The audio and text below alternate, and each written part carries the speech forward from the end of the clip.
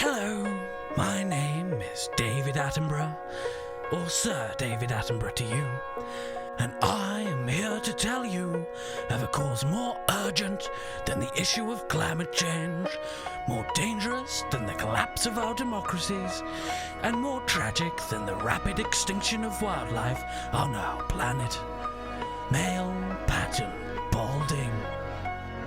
Here we join a male Homo sapien suffering from the condition, hopelessly believing he can hide the bald patch with what is known as a comb-over, also known as the sweep. But time is running out and action must be taken. As the days grow longer, so too does the size of our mammal's forehead.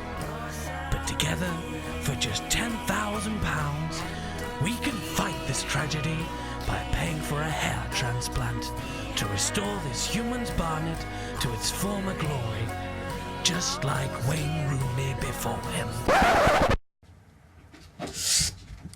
I'm sorry, that was the wrong video. Couldn't make up my mind between getting a hair transplant or giving to charity, so I just made both videos just to cover my back. Now, where did I get that idea? Oh yeah, I remember. But I am going bald and I do have a ridiculous comb over, so I'll be shaving it off because, as you can see, it's getting pretty thin. You're not joking. Can't even feel it. It's like brown smoke. So on Thursday the 1st of August, I'll be shaving my head for charity for EDS Support UK and Macmillan Cancer Support. A donation page has already been set up, so you can start donating now, and I just want to say a massive thank you to everybody who's donated so far. There's also going to be a few announcements to make between now and August, so keep your eyes peeled for that. There's going to be a few surprises and a few ways to get involved. But the first thing that I can announce is that if we reach our first target of £500, as well as shaving my head, I'll also be dyeing my beard. Now, I'm not going to reveal too many details about that just yet. Once we hit the target, I'll reveal more. But for now, I'm going to hand you over to two friends of mine, Alicia and Sharon, who are going to talk about their experiences with Macmillan and EDS.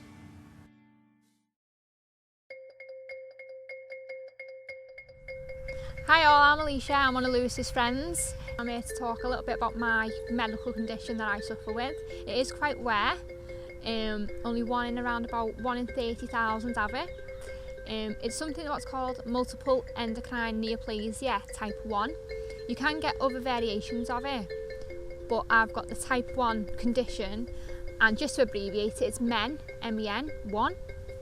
So what this is, it produces tumours in the body, which they call the 3 Ps, which is your pituitary, your parathyroid and thymus, and pancreas. So I was diagnosed with this just before I was 13 years of age, back in 2005. I come home from school one day, my dad being the doctors, because it's actually something that my dad has, and my dad was suffering from really bad pains, and you can pass kidney stones, and as he's gone to the doctors, his doctor turned around and said to him, "You're of a Dwyer clan," because that was our surname. 2 weeks after having the blood test, the results come back, and me out of my 4 other siblings have got MEN 1. This one day I had a blood test and a scan, and it come back to tell me that I've had tumours in my parathyroid and my thymus. I would have waited till I was 18, but because they were so big, they've had to operate now. So that stopped the development. So now I'm on calcium and alpha calcidol medication for that, so that helps to supplement your calcium and your vitamin D in your body, because my calcium's in my bloodstream and it should be in my bones, and my bones are quite weak. It's 5 days before my 21st birthday, I got diagnosed with having a pancreatic tumour in the most awkward part of your pancreas. Trust me. They obviously had to operate, but because it was eating at my body weight and having no appetite, I was yellow, as they known as jaundice. They put me on shakes known as Scandi shakes or Ensure shakes, strawberry only by the way. So I had to have them to build my weight up, and otherwise it would have been chemotherapy, but because I was so weak, tired and no weight of me, they wouldn't allow that because I was too weak at the time anyway. So on the 20th of April, that was the big day of having my operation. Everything went fine, as I got told. But then of early hours of the morning of the 21st of April, the next day, I was internally bleeding and lost 70% of my own blood. So that To me, that affected me in many, many, many ways. So I lost my voice, I lost my confidence, I had to learn to walk, to talk, to read, to write. I didn't know who my parents or my siblings were. I didn't know who my dog was, and I've got a little Yorkshire Terrier, but I've got two. But at the time I only had one, and her name's Tilly, and she's known as my therapy dog. Tilly's been there with me for every hospital appointment. So I was at Alder's Hay for a little while, and Alder's Hay at Kids Hospital was absolutely gorgeous. Like, I loved it. Like, it wasn't the new one that we know now, it was the old one, but it was still lovely, and everyone was dead nice and caring in there. I have a nurse at the Royal named Phil, and he's amazing. If I have any problems or I just need someone to talk to, he's like, just call me, just email me. Well, we just couldn't fault Macmillan. I wouldn't be here without it. My life's different at the age of 25. I can't lift, bend or carry, I can't run no more. It does get me down, don't get me wrong, but I'm a very, as my dad says, because my dad gave it to me, I'm a very happy-go-lucky, smiley, outgoing person, and I've always got to be like that. The services at the Royal and Macmillan that have helped me gain some sort of my aspect of life back again. I personally wouldn't be here without them. I couldn't thank them enough.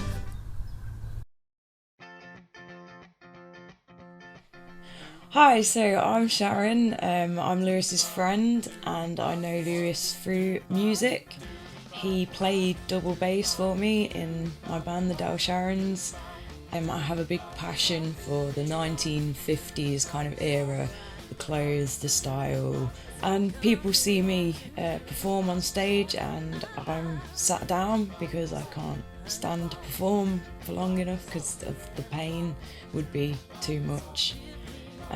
But some people question that, some people don't, some people will ask me why, and the reason why is because I have Ehlers-Danlos syndrome, which is a connective tissue disorder which causes many different problems from in day-to-day life. The first thing about EDS that is common with everyone who has EDS is hypermobility, which basically means the joints bend too far past the normal range, so all my joints kind of bend too far, further than they should, and that's the common trait in all the different kinds of EDS that there are. There's 12 types now, I think.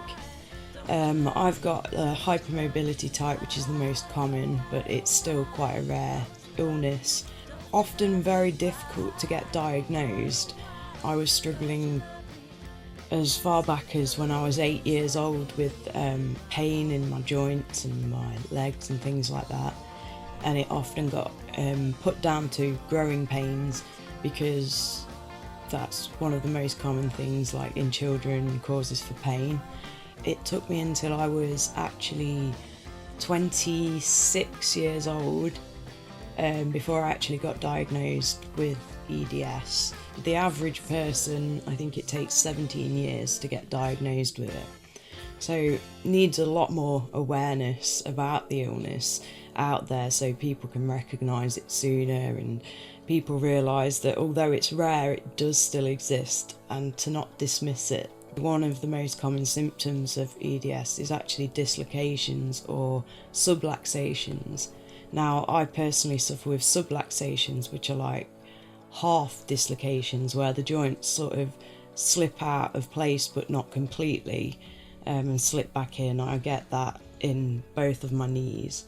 I mean, I've got leg splints that I wear to stop my legs from my knees from subluxing, but I'm lucky in the sense that I don't get that in any other joints in my body.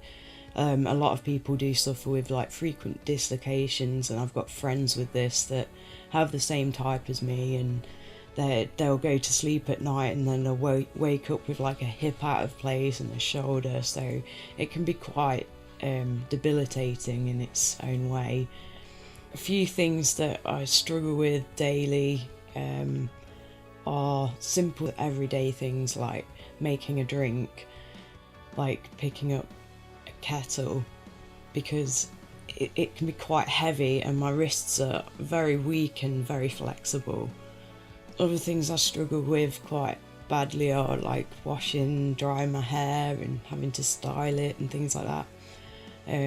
With my arms being up like quite a while. Walking is a big problem for me, especially walking long distances or even short distances if I'm having a bad day. But it also causes a lot of internal problems that people definitely don't see and they don't really know about unless they're very close to me. One of the slogans for EDS Support UK is making the invisible visible.